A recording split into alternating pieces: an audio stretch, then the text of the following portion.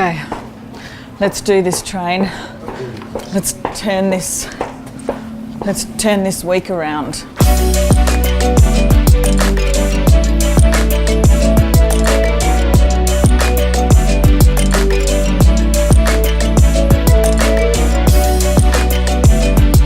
Hey vlog, happy to have you along today. Today is a really big day because it's ending with a Founders Challenges event. We've got 100 people coming. I'm going to be sharing all the raw, real stuff of building businesses, and so I'm pumped about that.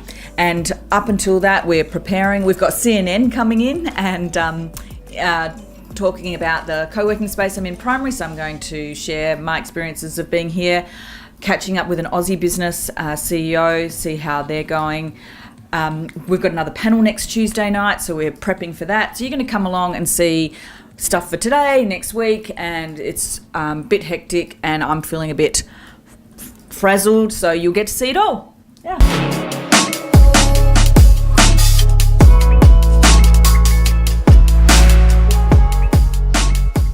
One of the things that I was thinking about this morning, though, that I meant to text you and I just honestly didn't even get a chance to text it yet was, I was thinking about who the audience is tonight. Yep. And the audience is all of these founders and business owners who are going through all the same challenges and ups and downs that we are. And so my thought was, what will be really most effective and valuable for them to get from you? And so, of course, my thought was, can you spend in your free walking moments this afternoon before the event tonight some time thinking about maybe some anecdotes of companies or businesses that you've worked with over the last decade, where, what were their challenges that you helped them to overcome?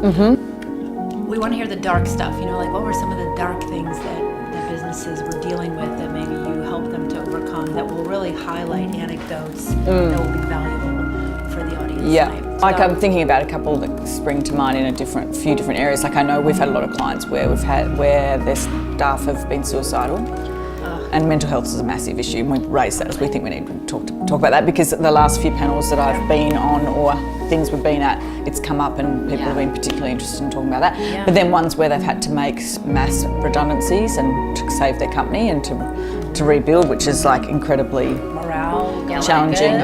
What happens when and then there's the ones with the personal relationships in the businesses. So then, like, we've got lots of clients that are either husband and wife or they're brothers, like families. My husband exited January 2nd. Yeah. And we've obviously dealt with heaps of that, and that's a really great question. Yeah, friends and family involvement. Yeah. Great. Yeah, that's so do staff surveys and the feedback that you get from staff, and then you think, oh my God, I remember one year I got like, you don't consider us in your decision making, and I was like, oh my God, one of the things that I'm trying so hard is not to consider you so much in my decision making, because I'm making bad decisions because I'm thinking about all of you. Like, it's just like, I think about you all 24/7 and everything to do with your whole lives. Like, you've got no idea the other stuff that you don't see, and it's just like, but that's their perspective. So and then sharing how you help founders to take the people out of it when you're making decisions. That's really important, especially around structure. Around your structure of your businesses. I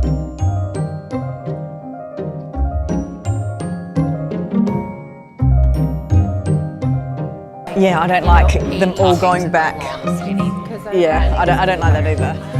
Long and deep. I'd rather do because that's what was so nice the other time. It was really felt, and I loved how we had people on couches and people on seats, like the variety of the seating. There's that couch last time.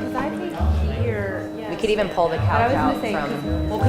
Unless you did it this way. Oh yeah, you've done it this way before. We could put up the screen there and do it this way. Yeah, we've done that before. Okay, decision made. Right, I'll see you tonight.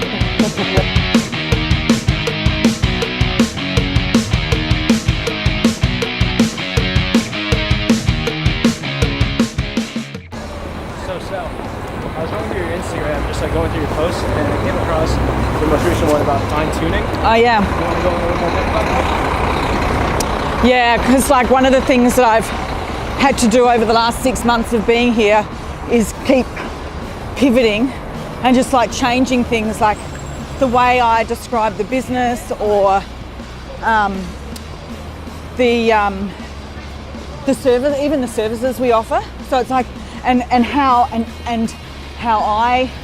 I do things, like how I used to do things in Australia doesn't work here. So I've had to just constantly and I say fine tuning rather than pivoting, because it's not, pivoting feels too big. Fine tuning is like, I'm just going to tweak that pitch or tweak that email or change that language just a little bit, and it's amazing what a difference it makes. You just got to constantly be looking at like fixing all the time. I think you just don't have to do that forever, but it's like, you know, I'm doing it just constantly at the moment. I just need and I had to like move apartments, like unplanned, after I had my root canal yesterday. It's just been shit. It's been terrible. I've been in a hotel this week, and then I couldn't even tell you all the things that have gone wrong this week. So yeah, I feel like exhausted, but I feel like I just need to like stop, reset, get my mindset right. You know, like I know that I'm attracting more shitty stuff because I'm just like, oh, now I've got to deal with that obstacle. Oh my God, another obstacle. Oh my God, another smash in the face. And it's like, I just need to stop, press pause, go mindset right, do some meditation, you know, and then go, okay, I'm in a bit of a spiral of crap right now. But this was never going to be easy, but I probably didn't expect it to be as hard as what it is. But also at the same time, I feel like in the last 2 weeks we've started to make progress. Yes, you have. More understanding what you do. Yeah, and I wouldn't have been able to do that without you know, do you know what one thing? Is that people spend so much time thinking about what they're doing, like, I'm going to do this and I want to do that. Here, this is where we're going. But I'm going to plan it all out so there's no room for error, it's all going to be great. And you can't, like, you cannot think. You got to just do stuff. And then by doing, you learn. And so now, 6 months in, I feel in the last 2 weeks I've just started to make progress because of everything that I've learned. And you sort of go, oh, I wish I knew that 6 months ago, and then I'd be 6 months on further, or like not 6 months behind. But you don't know that unless you do it. So I feel like I'm making progress, but I'm just having a fucking shit week. I think you're doing great. I'm having lunch with the CEO of a really successful Australian company that's based in Australia and here, listed on the Australian Stock Exchange, and a really amazing CEO who I just really like spending time with, but here to learn about where the business is at, and also I want to tell him about some of the things that I've pivoted and changed since I've been here, or since we last met, so I can tell him what I'm doing and get his feedback. So this is going to be a really good meeting for me to have today. Perfect. Sal's being interviewed by CNN Airplane or Airport. Is it CNN Airport? Airport. Yeah. So you're a member of Primary. Why do you like working here at Primary? Well, I love the community that is created here. A lot of entrepreneurs, business owners that are fulfilling their dreams. But I particularly chose Primary over every other co-working space in New York because of the extra things that are offered, and one of those was the wellness focus. So, speaking of wellness focus, you travel a lot. Mm-hmm. So, as a working traveler, how has the wellness program here helped you? Yeah.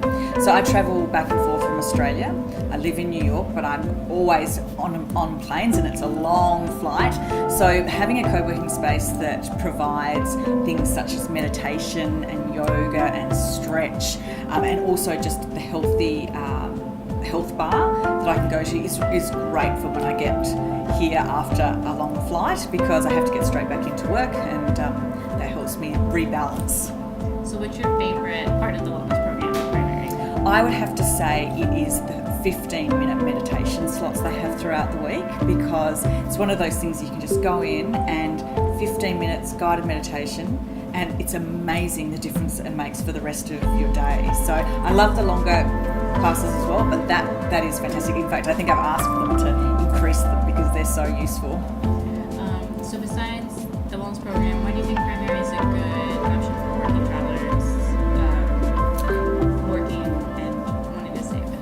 Yeah, well. One, the location is fantastic, but also depending on where your business is at, you can change your membership. So you can just hire a desk, or you can hire an office, and there's lots of other members here I've noticed that are part of international companies. So there's more people here that understand what it's like to bring businesses to New York or to be travelling back and forth. So I think it's suited for people that are changing a lot and moving around.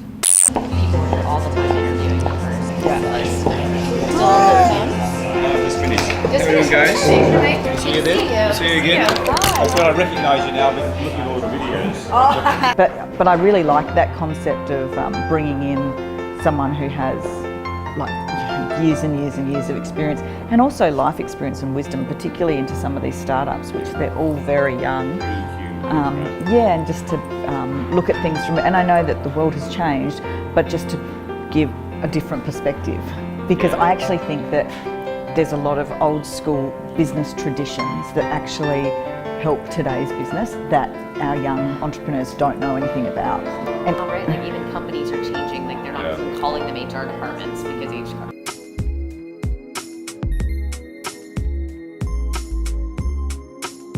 Closing out on part one of today, I'm now going into the fireside chat here at Primary, going to be talking about founder challenges, basically laying it all out of all the hard challenges that have occurred over the last 12 years of being in business.